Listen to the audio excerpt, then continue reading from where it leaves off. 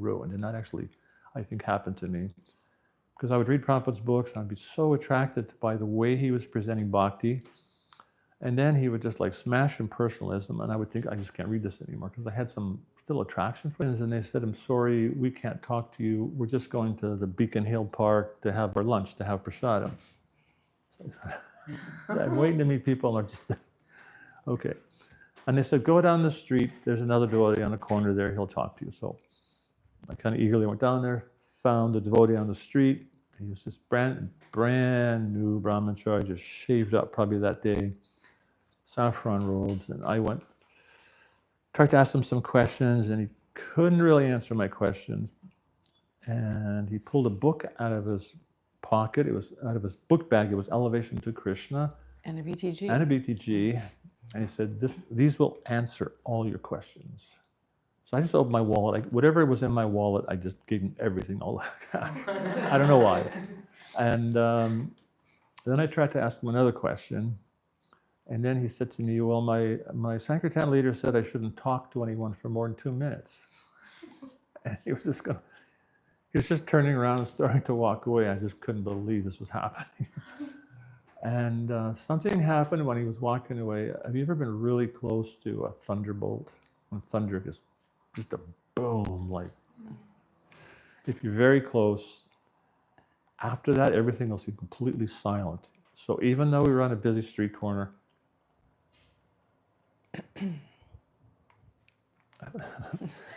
that's a real vivid memory of that. It was just like the thunderbolt hit, everything was quiet. It was like everything on the streets disappeared. And I could see him walking away. It was like he had a red sika blowing in the wind and his orange robes.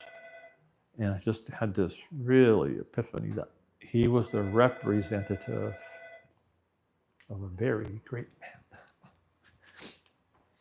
It was like a really powerful thing. And then, so then we went back to where we lived on the island, and I started reading again Bhagavad Gita. And I think because I did some seva by giving some Lakshmi, Krishna gave some reciprocation, because I came to the verse Vitaraga Bhayakroda, where Krishna says you have to become free from attachment, fear, and anger.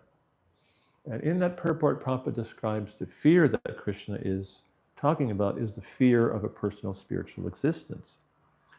And he said, because in this material world, we've been so conditioned by everything being temporary, full of ignorance and miserable. He said, if you hear about eternal spiritual existence with form, he said, you have no reference point for that at all. You will not be able to understand it because you have absolutely no reference to that. So you'll carry that material conditioned understanding into what you're trying to understand from the spiritual reality, and you will not be able to understand it. And then he said, until you hear from a pure devotee, he said they can actually explain to you the nature of the spiritual realm. I immediately realized that's what was holding me back from complete surrendering, was that fear. And I think after that, we were in the temple probably 2 weeks later. Well, there was in the BTG, there was an invitation to like the Sunday program. Yeah. And we were working part-time at this health food store, and they had wanted us to go with the business van and go and pick up some organic apples from the Okanagan. And so we had to pass through Vancouver, so we thought, okay, we'll go to the Sunday feast. So we went to the Sunday feast, and at that time in Vancouver, they had Jagannath deities and a picture of Panchatattva. And somehow or other, the temple president got up and said, I don't usually explain this at the Sunday feast. He says, but this is Jagannath. He's the supreme personality of Godhead. And this is his brother, and this is his sister. And I thought, oh, okay. I just completely accepted. This is God. Like, very unusual form. But, like, I don't know. I was previously an atheist. So, and then until we started reading the, impersonalist philosophy. And then they were saying that God is a white light. So I was thinking, okay, God's the white light. And I remember we were reading this book by Yogananda, Paramahamsa Yogananda, Autobiography of a Yogi. And in there he talked about there'd be these cart festivals. They would go down the street and they would be the processions with the dolls of God. So I somehow put it together that they said this was, but I imagined it like a little kid's wagon with some little dolls, and not like Rath Yatra. I didn't know what it was because I didn't have any reference, right? So I guess those things kind of piece through. And it's funny how, I don't know if it actually says it in Autobiography of a Yogi, but I remember it saying, God is either personal or impersonal, and the personal is the best. That's all I remember from the whole big fat book of it. So, like Krishna's got your path chalked out, It's like, I don't know if it's in there, but somehow or other. So I was able to put it together. And then they said, oh, he looks quite interesting. Why don't you stay overnight? You've got a van. We'll wake you up for Mangal Arti. We have a nice thing. So we went and we slept in the van in the parking lot, and then like 3:30, someone knocks on the window. If you want to take a shower, we'll show you where, And then, so we went to Mangal Arti, and then they showed us how to chant japa, and they gave us some beads. And so then we chanted, and then there was like class in the program, and they wanted us to stay for dinner, for lunch, breakfast. And everybody had services. There was always a half-hour cleanup before breakfast. Everybody cleaned the whole temple. It was like everybody just took that half hour. So they said, you can just keep chanting. So somehow that first day, I think we chanted 16 rounds. Oh, wow. There's just like enough time. And then we went off to get the fruit. And when we came back, we stopped again. And then we started coming over for a couple of weekends. And then we said, forget that, let's just move in. Yeah. So that was in September.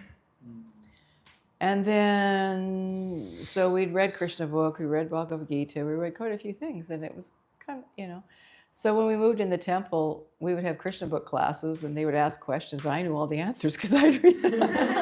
So I said, how come they don't know it? They already live here, But anyway, so then Srila Prabhu was coming to Los Angeles to visit in December. And so there were some devotees that were going to get initiated. And so the temple president says, well, would you like to get initiated too? It's a little bit, usually he would wait for 6 months for somebody to come. He said, but Prabhupada's going to be there, and then you could get personally initiated. So do you want to do it a little bit early? We said, sure. So we all, one morning, everyone got up, the whole temple, except maybe 2 devotees, piled in a van. You just take all the back seats out. Yeah. You just all sit on the ground on mats or something. Everyone's crammed in the van, and then the van's just starting to back up. And a devotee stuck his head out of the temple window and said, stop the van, Prabhupada's not coming to Los Angeles. Oh. They got a message. So we dragged ourselves back in the temple, and the next morning, right after Mangal Arti, the temple gets a phone call. Srila Prabhupada's in Los Angeles. Everyone jumped in the van, and poof, off we went to Los Angeles. And it was quite, it was interesting the first time we saw Prabhupada, because from his books and everything you'd heard about Prabhupada and his voice on the tapes, I just had this expectation that Prabhupada would be someone with real big physical stature. Like actually there's that picture there on the right. I think devotees they're up on a step, so they look even taller. But Prabhupada was actually fairly short by physical stature. So when he came into the temple, my first thought was, you didn't expect him to be... Yeah, I didn't expect him to be that because he has such short. A presence. That's, yeah. Like at first I was thinking, I was a little surprised that he was short, but then all of a sudden, it just like this wave just came over the whole temple just from his presence, and everyone just offered their dandavats to Prabhupada. I think it was so powerful. Mm-hmm. And we got to hear Prabhupada give class several mornings. And then there was a big initiation ceremony in which I think 10 devotees maybe from Vancouver got initiated, and a few other, maybe almost 20 devotees in total. And the morning of initiation, Prabhupada gave a very interesting lecture. It was about the annihilation of the Yadu dynasty, in which is described how the whole Yadu dynasty, they went to Prabhasa, and there were some long stories, some iron reeds grew there. They were actually looked like cattails, but they were actually made of iron. And because of drinking some wine, they became intoxicated and had this big pastime fight, and they all went back to Godhead. But Prabhupada was describing the wine in the class. You should say that in the story. So in the verse said, and they all drank some wine made of purified rice. Prabhupada says, purified rice? It's not purified. And says, what is that word? And someone says, putrefied. Yes, putrefied. Change that. They had the wrong word in the thing. Because you don't get drunk on purified rice, right? It's putrefied rice. So Prabhupada says you can make a very nice wine from rice. And if you distill it further, you get first class brandy. I'm going, okay. And I'm just going to make my vows, no, So anyway, it's a fact you can, but it doesn't mean we drink it. So then when we got initiated that same day, and there was one devotee, and he'd had a little bit of a hard time giving up smoking, but he'd done it, and so the temple president told Prabhupada, well, he previously had a bit of a hard time with smoking, but he's not doing it now, and so can you accept him, And so when he was a little bit older than the rest of us, we were 20, and he was probably, I don't know how old he was. He was probably... You think he was 40? No, I think he was maybe in his 50s, maybe. By he that was quite time? a bit older. Yeah, he was quite a bit older. Okay. Anyway, so he came up for his beads, and Prabhupada was like kind of extra gentle with him, I think he even like kind of touched his hand when he gave him the beads. And so he's giving the 4 regulative principles, no illicit sex, no meat eating, no gambling, and no intoxication. And Prabhupada says, and that means no smocking. Smocking. We still have our initiation beads that Prabhupada gave us. Wow. I never lose sight of them.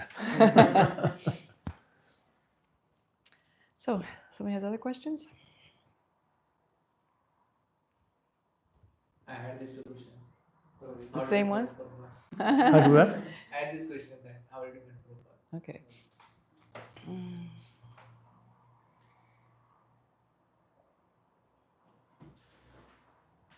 You always have questions.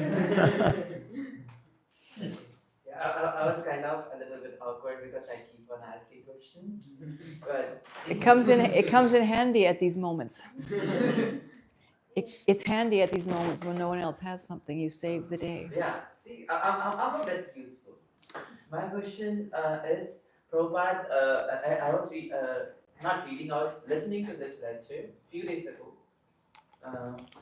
and then Prabhupada said we should never be envious of other devotees, and then he mentioned a verse from 11.17.27 about that Guru is a representative of Krishna and that we should never envy him.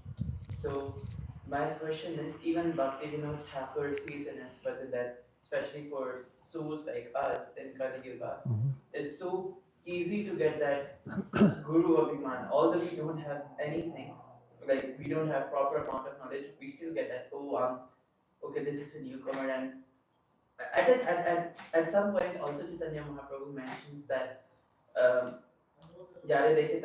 Everybody should become Guru, Guru, yeah. Guru. But at the same time, how to not get that ego or that I am a guru, and then because once we get that ego, then we start envying other devotees. So Prabhupada actually said this, that how an advanced devotee will actually think that he's neophyte. And even Bhaktivinoda Thakur, he's a self-realized soul, but in his bhajans, he's saying these prayers like he's a conditioned soul or very a neophyte in spiritual life. But he's doing that for our benefit, to realize like how to grow in spiritual life. And so it's important to understand that if we're thinking we're advanced, we're actually neophyte. And if we were actually advanced, we would be thinking we're neophyte. Because if you always think, well, I'm a neophyte, then you're protected from false ego. If you're always saying, how can you learn from others? But everyone's trying to teach you something. Even the Bhakti leader, you, from one perspective, you might be more advanced, but from another perspective, Krishna has put you in that position also to learn something. all of questions. It's so easy to think that we're a little bit better than somebody else, or we know a little bit more than someone else. That's one of the traps of material life. Because that's why we're in material existence, because we want to lord it over, right? We want to be the Lord.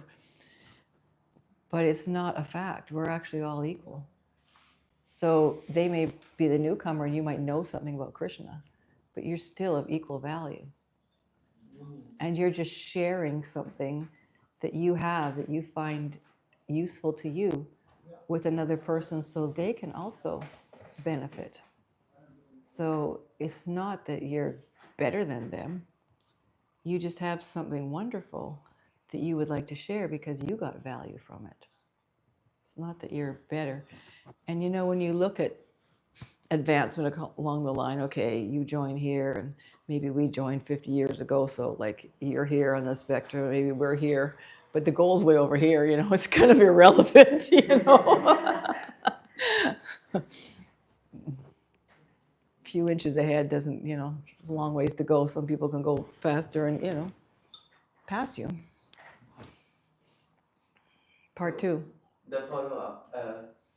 I personally listen to a lot of bhajan. I love listening to different type of bhajans from Bhakti Vinod Thakur, Uttama Thakur, Gopinath Thakur, and most of them are on humility. But there is a really slight, or probably there is a big difference, but for me, I think there is a really thin line between humility and what do we call that? Low self-esteem. Low self-esteem. And personally, I've heard a lot of lectures from Mahatma Prabhu. He's always encouraging, but at the same time, I hear Narottam Das Thakur sing or Bhakti Vinod Thakur like, there is nobody more fallen than me in the whole world. I cannot now imitate them because if I start doing that, I won't be feeling it. But so I'm just confused that isn't it like a little bit contradicting? Well, humility, I'll just say one thing there. Humility just means you think of yourself less, not that you think less of yourself. Write that down. Actually, that's what my mentor Prabhu told me. But still. So it means you think of yourself less, not that you think less of yourself. So you know who you are, but you're thinking more about others, what you can do to benefit them, rather than seeing that, oh, I'm more advanced than you. Somebody said to Prabhupada, oh, Prabhupada, I'm the most fallen. Prabhupada's reply was, you're not the most anything. he could sense false pride. Just I saw him on somebody. It was in actually Los Angeles. We were taking initiation the day before. There was a kirtan when Prabhupada came in, and somebody just grabbed the drum and just started booming out of kirtan. And you could tell it was felt just a little bit of ego in it. And Prabhupada said, yes, okay, Sudama, you lead kirtan. He wanted someone else to lead kirtan because Prabhupada could just sense a little bit of false ego. And it can be very, very, it can be gross, it can be subtle, and I think it can even be like nanoparticle. In the pastime of Sudama Brahma, if you're familiar with that, how he took the chip rice to see Krishna and he wanted to give it to Krishna, but he was so embarrassed he just hid it, and then eventually Krishna took it and gave him this reward of this opulent palace.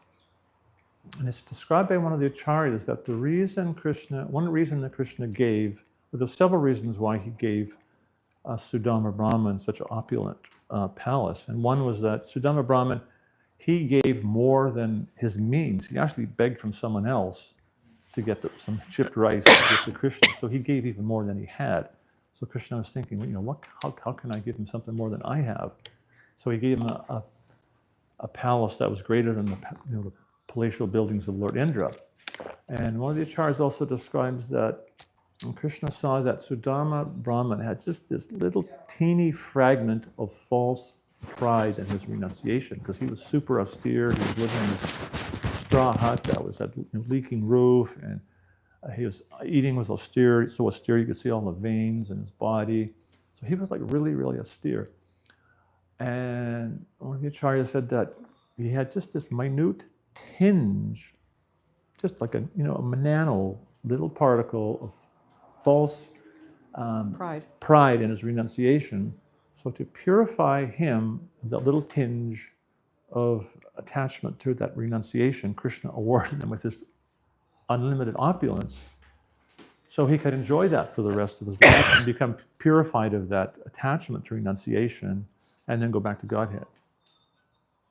So it means that, boy, there's a lot of cleansing of the heart we have to do. Like Kunticha Marjana, they cleaned again, like looking for little smaller little particles to clean. So we can never actually stop trying to cleanse our heart.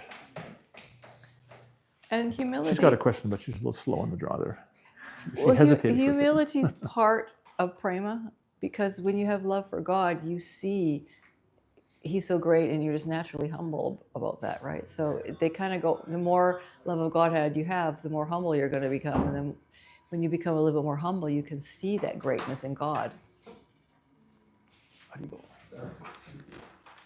Mother, as you mentioned that, sorry, just one last thing.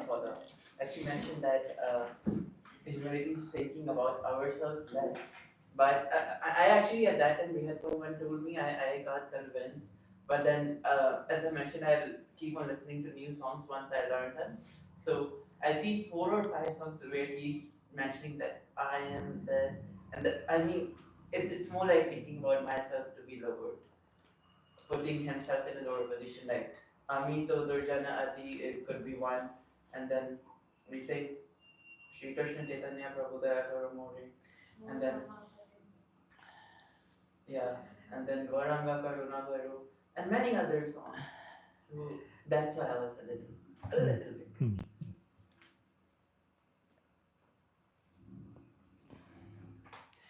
So, but humility, it means you have the inherent respect for everybody else.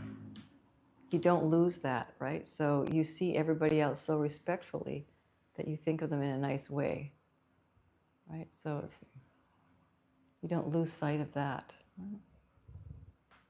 Because the opposite is pride, you're better, right?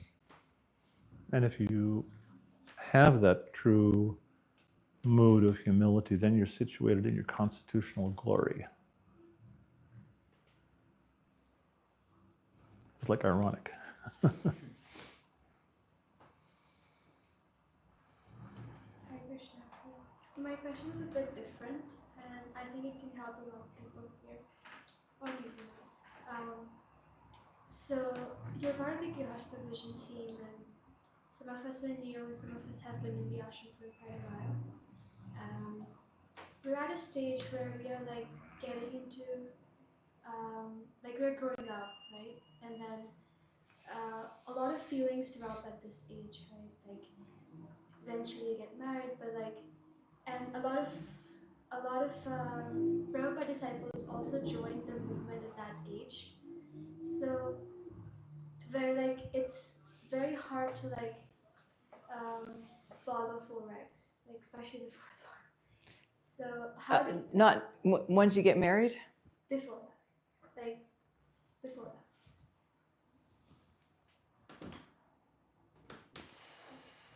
Okay.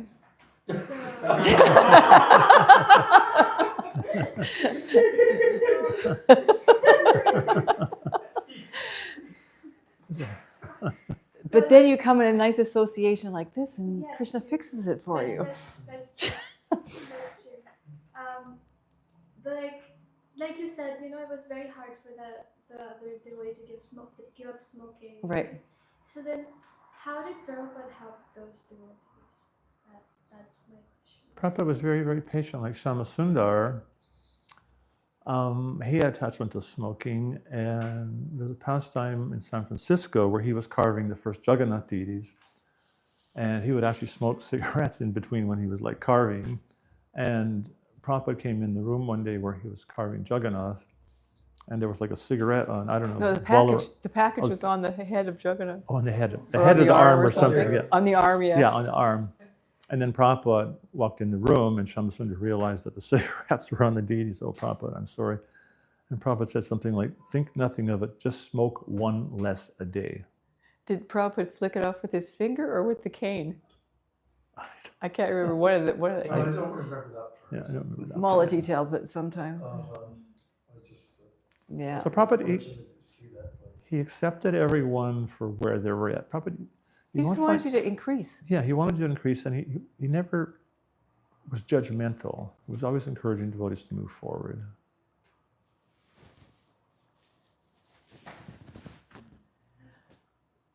One of our best friends,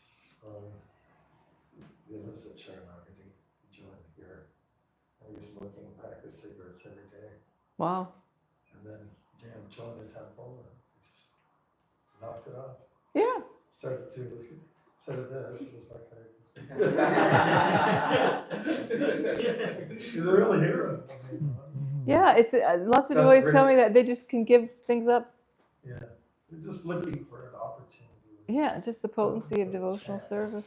I guess the association helps a lot. Yeah, for sure. Because outside, the association is, that's what you do. And that's where your pleasure is.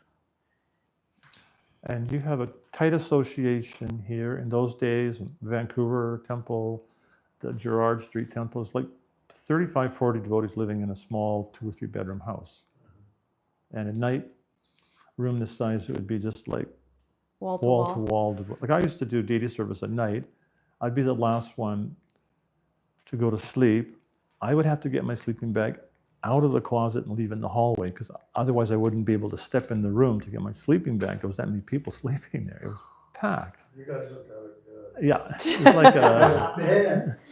yeah, We put our sleeping bag on the floor and no pillow. yeah, yeah.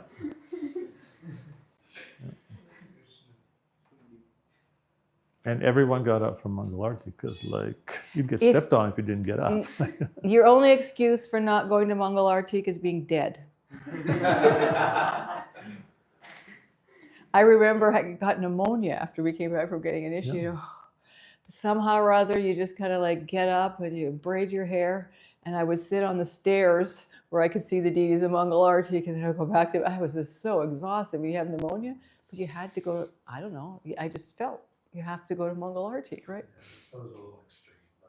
Well, it was that. But this is another extreme where. Yeah, yeah. Well, I didn't have to go across the street. I just had to go, a little bit down, sit on the stairs, and go back to bed. It's not like I had to. Everything here is all under one roof, So. It was, it was there too. Yeah. I It instilled though that urgency that it was Yeah. necessary. Yeah. That's right.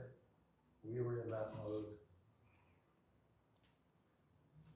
And the mood was, we actually had money. We could have gone to India when we joined to see Srila Prabhupada, but we just were convinced that Prabhupada, by the enthusiasm of the devotees, that he was in that building.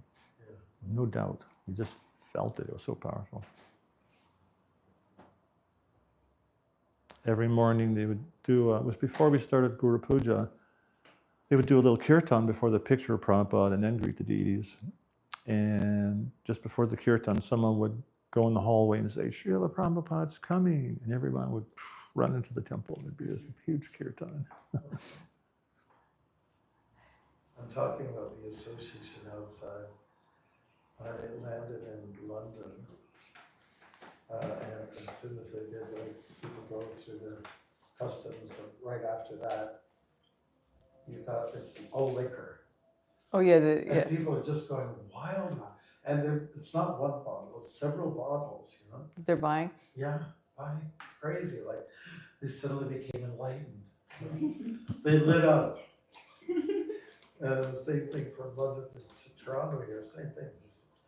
Just trying to get some drinks, They're expensive drinks. And it's so interesting. You can't take it on the plane, but if you buy it after you go through, they keep it for you. They put it on the other side, right? Yeah, It's like they get your money. Yeah. that's the kind of association you got. Yeah. And people's idea of enjoyment is get drunk, take some poison, and that's the only way you can enjoy it. Even people, they'll propose only after they've had a few drinks to each other, isn't it? Like, they can't even handle dealing with each other.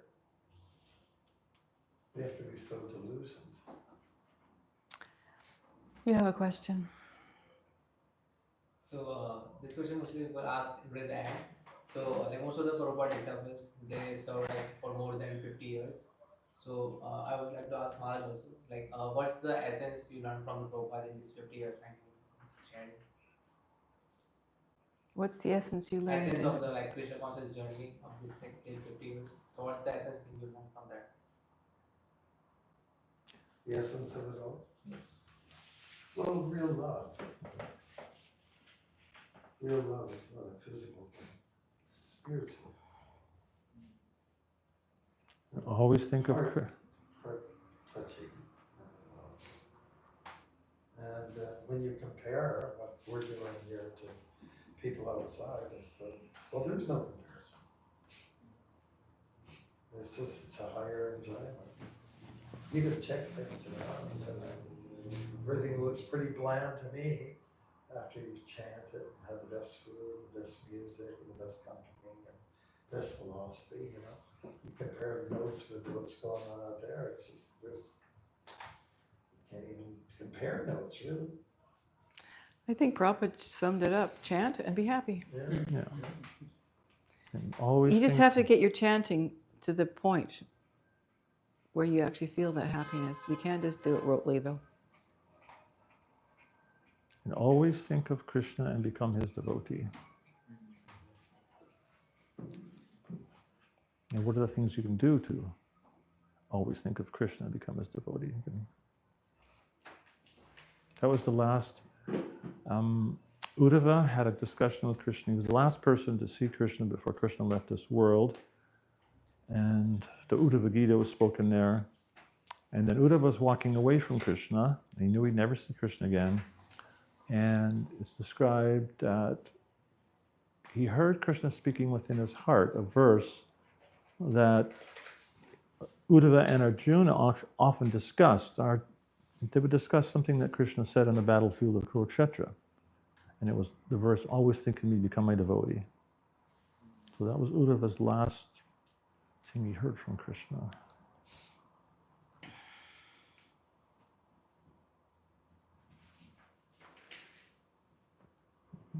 I think my question is more related to Devanshi.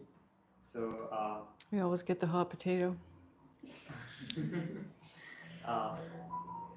during Prabhupada's time also, devotees like female devotees, and they used to live in one ashram. There were separate rooms. We were living in the same temple But it's building. same building. Same Yeah. roof. Same building, Same yeah. roof. Mhm. Yeah. So now also we have the same setting. Mhm. So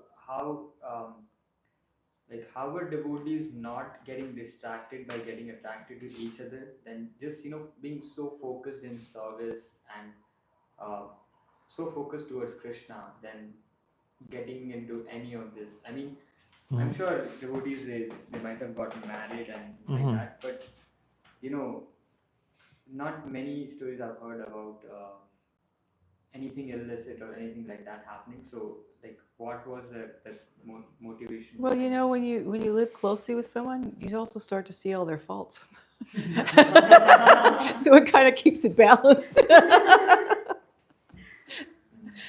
I don't actually remember that many people matching up in the temple. Only when the temple president would say, like maybe somebody said they wanted to get married, and the temple president said, "How about this one or that one?" Then you start looking, okay, maybe this one, Thank God I found somebody first, but It was, I think, in most of the temples in the 60s and 70s, for a good period of time, it was very much a family atmosphere. And we kind of saw each other as like brothers and sisters. And it was very respectful. And it wasn't like devotees were constantly like not looking at the women. that came later. Yeah. It wasn't very West Coasty. I think it was a little bit East Coasty. It's like, the brahmacharis were getting a little fanatic.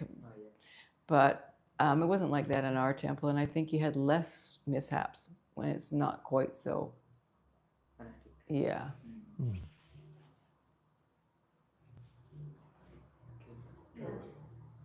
It was in 75 that we had the first upheaval. But we didn't. Right under. Yeah. See, we didn't experience that over there, and also in Vancouver, there's a lot of people who are already married, and so there was like it was just a more family atmosphere. And there's these like kids in the temple running around making so much noise. My husband says, "Oh God, let's never have kids." It was just like we did, but it kind of made the reality. You had a question? Yes, I have two questions. So, like, as you mentioned, like we all know association is very important, especially in this part. So, would you say that I feel like association is more like the grace of God and It's because like the what? grace of Oh, grace of mercy God, yeah. God, Mhm. because without that, I don't think we get that association. So, like for those who do not get that association or who are not blessed to have that, so like how would they progress then? Or It's more difficult. But you do have Prabhupada's books. We always have association there. Like sometimes you have some question, and you just open it up, and like it opened right up to your answer. I mean, everybody has that experience, isn't it? Yeah. You're talking like people. Yeah. Yeah. It's quite interesting how Krishna consciousness spread in the Soviet Union. And that was just by Prabhupada went there with Shama Sundar and one other devotee. And a few books. Went to this book fair, met one devotee who he got initiated. Anantashanti? Anantashanti. And from there, somehow Krishna consciousness underground started to spread. People would actually photograph every single page, like a Prabhupada's book, Bhagavad Gita, and then they'd bind it together like with string or something. So they would make the books out of like photographs. They would actually develop it in their homes because you wouldn't send it to a lab because somebody might let the KGB know that you've got some improper book. And these books spread all over Russia, and they made all kinds of devotees. And then they would meet together to talk about it. Mhm. So when you kind of get attracted to the philosophy, you want to find other people who want to read it with you. And so you look for that association. And I see that if you want more association, you kind of pray for it, and Krishna will send somebody. And you can also ask people to mentor you and things like that. So you can get mentors. They don't even have to be living where you are.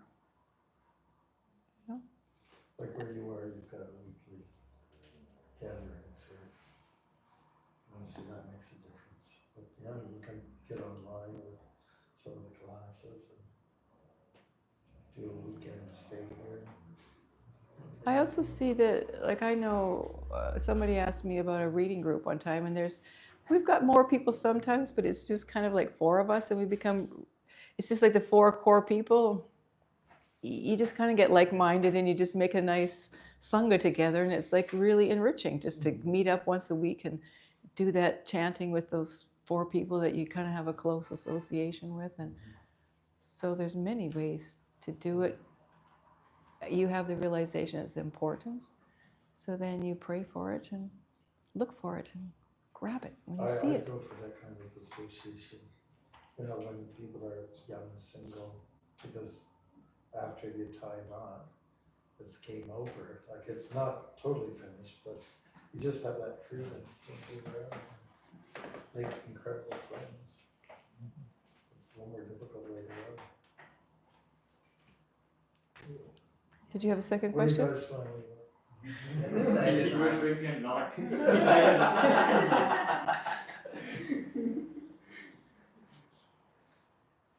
Did you have a second question? yes, so I think as Devanshi said, like we are growing up and like there are so many things right now, like so many uncertain where we'll get a job or Yeah. marriage eventually and all that. So for you, I mean, what is the right time, or how do you decide that okay now I want a guru and I want to get initiated, or like how does that come? Like for you, like the very first day only you chanted 16 and then it happened Well, I mean, we'd been looking at other spiritual practices before, right? And it didn't lead us there. But then, so I guess every step took you there. Somehow you want the real thing, right? So then you gravitate towards it, and Krishna's going to show it to you, like according to how much you really want a guru. And there's a They point, come, you know. you may get the seed of the creeper devotional service, and it may not actually fructify for some time. There was a gentleman who became a devotee in Edmonton, and he was a professional photographer, as I remember talking to him. And he said he'd received a book from a devotee quite a few years before, and it was just put on a bookshelf and forgotten about. And he said he was sitting in his living room one day, and he was looking at the bookshelf, and he said, I swear that book was glowing. And he was not on drugs. No. Not on drugs. He said it was glowing. It's just something, and he just pulled it off and started reading it, and it just absolutely clicked for him. So that was the time for him. And that's going to manifest different to everyone, but you'll feel something in your heart when it's time. So you're trying to figure out which guru to accept? Is that what you're saying? Or Yeah, like right now, I mean, I'm just a beginner on this part. Just when I think about, like, I'm so grateful. I've been so blessed. I feel that, getting all this association and everything. But then to take this part more seriously, I also have to endeavor and I also have to desire. So that's what I feel it's missing from my side as well, and that's more because of the uncertainty. As I said, like the future. So like when to decide and how to decide, or how does that come within? One time, Srila Prabhupada, he said, anyone who reads my books is initiated, meaning that the process has started because you developed a connection with Prabhupada. And for all of us, first generation, second generation, third generation, our primary instructing guru is Srila Prabhupada. So we all have a connection with Prabhupada, and disciples after Prabhupada will take initiation from different gurus, but you have a primary relationship with Prabhupada. And if you ever have an opportunity, it would probably be helpful for you to take what's called the Disciples Course. It kind of explains very systematically how the process of initiation works, what it means, how we all have a relationship with Srila Prabhupada, how the succession comes down through different ways, different persons. And many devotees I know who have taken that course, they found it gave them confidence to take initiation.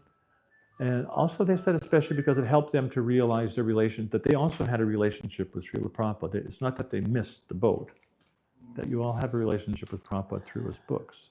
so your question is, how do you set the priorities in your life? Because you're trying to find yourself a job, and that's hard, and other things are hard, and you're trying to advance your spiritual life, and which to focus on now, and how to get it all together so that it all falls into place nicely. Yeah, like that is also an uncertainty, because in future when you have job or when you're married or when you're... Will you be able to do all the things that you do? So that commitment.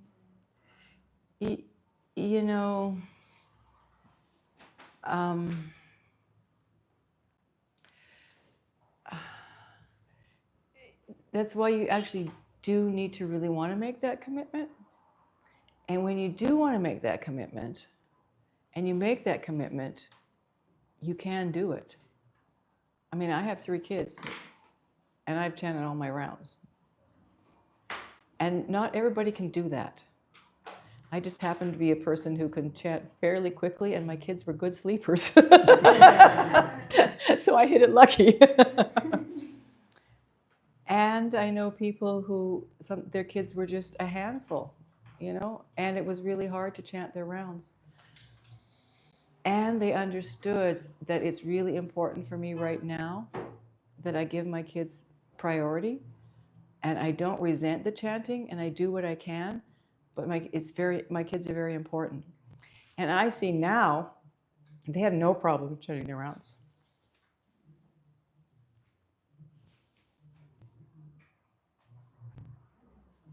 So you don't lose it.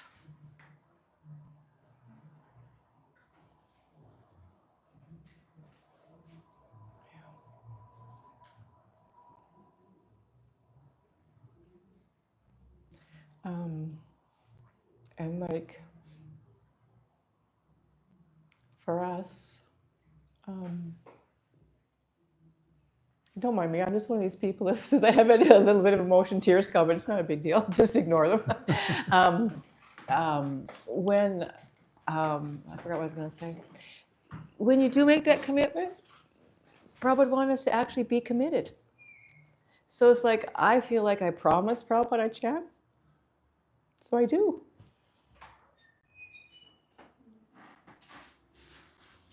So I do think that you. So I do think you want to get to that point where you are committed. So then it becomes easier because you have made that commitment, and so you do it. So you do want to get yourself to that point where it's really important to you, and you get that by a combination of association, by reading, and by chanting. And that's why. Because when you get that taste for chanting, you do want to make that commitment. If you just do it out of like I'm supposed to, it doesn't hit you the same way. That's why Diksha is important, because it solidifies your connection. Sorry, I chased you away.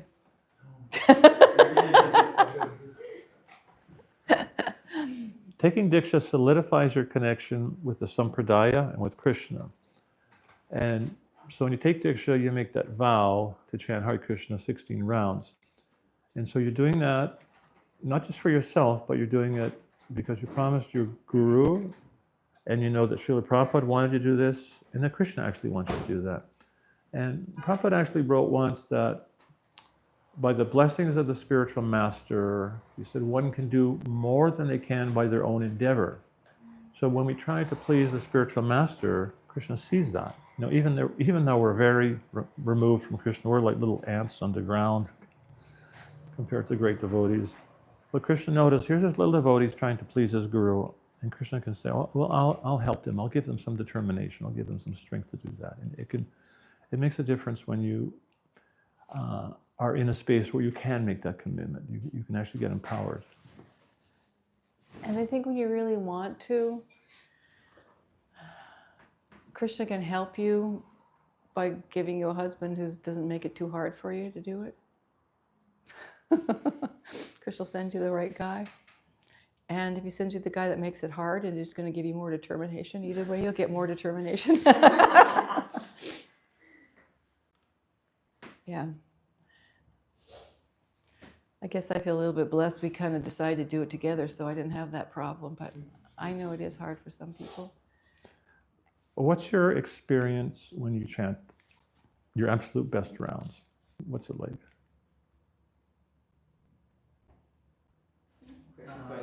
Yeah. Yeah.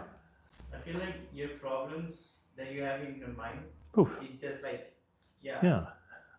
Yeah. It's just in your mind. It's Yeah. not, the problem is not existing. Yeah. It's just your mind playing Yeah. games with you. Yeah. Yeah. Anyone else? You keep your mind engaged and that don't like force you towards overthinking something, Yeah. and you be happy at that time. Yeah. So you're saying you stop overthinking and you're just Yeah. present in the moment? Is that what you're Yeah. saying? Yeah. Yeah. Take. Yeah. You had your hand up? Oh, I was just saying that like there are two cases in which I chant like the best round. One is like when I'm really, really sad. And one is like I'm really, really happy. Most of the time, unfortunately, we're in between, so our rounds are lousy. But it's like for the last year, most of my rounds were done in like the first one where like I was really, really sad. Today, like this year, it's like changing, but it's like in the middle. So I think it feels like I don't know, feel more connected with Krishna. Like Feel it connected. feels as if you have more strength Mm. than you think you ever had. Mm. You feel like you're protected. Mm-hmm. So either the sadness or the appreciation of the present makes you focus more on Krishna. Yes, it's like because otherwise we tend to like take shelter of other things because if Mhm. we Yeah. think that oh Mhm. this person can help me or this person, but then when it's like nobody can help you, and then you become like really like okay, Krishna is you're the only one. Hare Krishna, Hare Krishna. That happens. Anyone else? What were you going to say? She was going to say something. For me, it's one of the reasons. Yeah, I'm very sad, or like I feel kind of hopeless about some situation that is, that will decide how my life will look like in 10 years. So that, and the other is when I read and I realize stuff. So it's like something that I didn't know I was looking an answer for. I find an answer for, and I'm like just sitting there. I'm like, wow. And then the next morning when I Go to chant, it's I'm better. like, oh my God, Krishna, thank you very much. Hare Krishna, Hare Krishna. I really want to make this connection because I feel that you're guiding me, Mm-hmm. Mm. and I want that. I'm choosing you.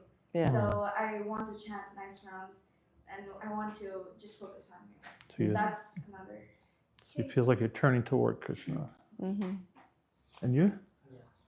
I feel very happy when I'm chanting. And it's like I heard this in one of Japa Inspiration by Sachinandan Maharaj. He said, Japa is your personal time with Krishna. Mhm. So from when I realized this, that it's actually my time, personal time with Krishna, and Mhm. I want to do it attentively. I want to give Krishna the best of I have, Mhm. not like if I'm sleepy or like that. So that made me more focused and attentive towards my chanting. So you feel like you can feel it's the best quality time ever. Yeah, the best quality time. Anyone else? All those things that you described, that everything, all your problems, poof, mind just focuses in. You just appreciate that Krishna is like close to you and making arrangements, and like you feel peaceful. That's exactly what it's like to be with Prabhupada. Exact feeling. You ever notice that you think someone's, when my guru comes or something like that, I'm going to ask them this, that, and the next thing. And then they come and you have no problems because they're there, right? You don't ask your question. In 1977, we were with Prabhupada for his concluding pastimes. And I actually got to be in Prabhupada's room for about a week and a half, from 4 to 14 hours a day. And it was either kirtan or japa, just like all day. And especially Prabhupada's last several days, one afternoon he said, I just want japa. And I don't sing very nice. So I thought, Prabhupada wants japa, I'll chant japa for Prabhupada. And for several days, I stayed in Prabhupada's room from about 5:30 in the morning, take a break for lunch and evening prasadam, but just chant from in the morning 5:30 till probably 9:30, 10 o'clock at night. I'd be falling asleep, standing up. I was just sitting like a few feet away from Prabhupada and just chanting Prabhupada, like japa the whole day. And that was my experience, exactly what you described. And if people ask me now, what was it like to be with Prabhupada?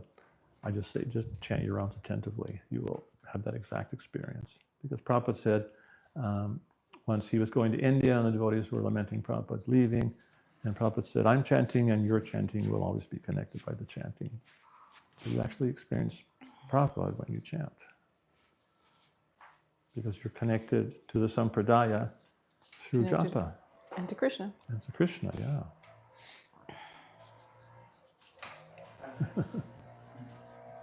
Go ahead. So, I'm not sure if all of us are facing this thing, but personally, in case of me, and a few of us might be facing this, is sometimes we are under the mode, under the three modes, most of the times we are under the three modes of material nature, and sometimes we get under the mode of ignorance. And what happens is we become too lazy sometimes that we start procrastinating things, and what happens is it sometimes it starts increasing. Oh, okay, I'm done with my probably I'll make a schedule tomorrow, or I'm done with my breakfast. I have 1 hour. Instead of doing my reading, I'll do it in the evening. I'll just have a short nap, or after lunch. Oh, I have this big time till the next evening starts. I'll sleep, or I'll just scroll my phone a little bit. And same thing with sleeping. The times keep on going late. So, what is that which helps you to avoid being on the lazy side? I think realizing that Prabhupada... You have to ask him. I don't know. I'm like you, but he's more regulated. In the Bhagavad Gita, 14th chapter, Prabhupada talks exactly about that, how the modes of material nature, they compete for supremacy. Sometimes you get up to goodness, and then ignorance pulls you down. Maybe passion pulls you up a little bit, ignorance pulls you down, then goodness kind of rescues you. And that's like sadhana bhakti, we're up and down. And Prabhupada says in the one purport in that chapter that by practice, one can develop the mode of goodness. So at least if we realize that's happening, that's sadhana bhakti. If you don't realize that's happening and you're just enmeshed in passion and ignorance and you're not even aware where you're at, that's conditioned life. So even being aware of the fact we're in the modes, that's an important start. And then so from there we just have to realize we're aiming for the mode of goodness and try to notice like how much a day, was I actually in goodness, how much in passion, how much in ignorance. And How did I feel each day? yeah, how did you feel? Like those days that you slip up, right? At the end of the day, you're not very fired up. But the days when you kept to your schedule and you snuck in the extra reading, you felt good, isn't it? Mm-hmm. So you just need to notice the difference, and then you're going to make your choices. You're going to gravitate towards goodness because the taste is so much better than ignorance and passion. It's hard to break out, but I find you just have to do one thing, and then you get going again. Just, I blew it, I'll keep blowing up. But all you got to do is just make that little turn the other way. Read something or have a kirtan with somebody, and you can change. Make the U-turn. One of the strictest devotees I know in his sadhana is a godbrother who lives in a city about 2 hours from us. He has a very responsible job, does amazing work helping young people. No other devotees there. He's been living there for over 20 years. He gets very little association. He gets up every morning, 16 rounds, worships his deities, offers all his prasadam, chants his gayatris like clockwork. No association. And he's just able to do that because he said he realizes if I don't do that, I'm finished. Everything's finished. So even no association is possible. It's not easy with no association, but somehow he maintains his enthusiasm for the practice just by realizing its importance. And then he listens to Prabhupada lectures. Yeah, he listens to Prabhupada lectures a lot. Probably. When is it ending? It's over. It's supposed to be ending at 3. 3, okay. Overtime. You let us know whenever, because we will just keep going. We don't want to... turn you into the mode of ignorance, sitting around all day doing nothing. Or you'll be in the mode of passion, rapidly trying to do all the duties that you're behind on because we kept you late. So we don't want to be responsible for that. The next event that we have is 6. Okay. No, we have reading. I see. Yeah, combined. Yes. So we should maybe say class dismissed for anyone who wants to be dismissed. And if anyone wants to stay a couple of minutes more, we'll take a couple more questions. So probably we can, if you are comfortable, to have a check-in with Jai Prabhu. No, it's Dino. Oh, Oh, right. Okay. I see. I just have one last question, if I can ask that. No, Prabhu. Thank you so much for allowing me. Yes,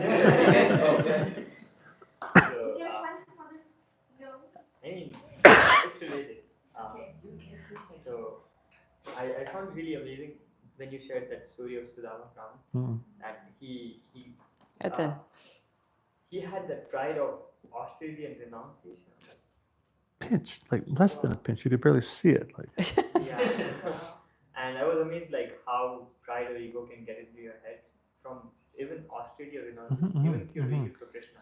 mm. Actually, austerity is one of the biggest ways to get pride.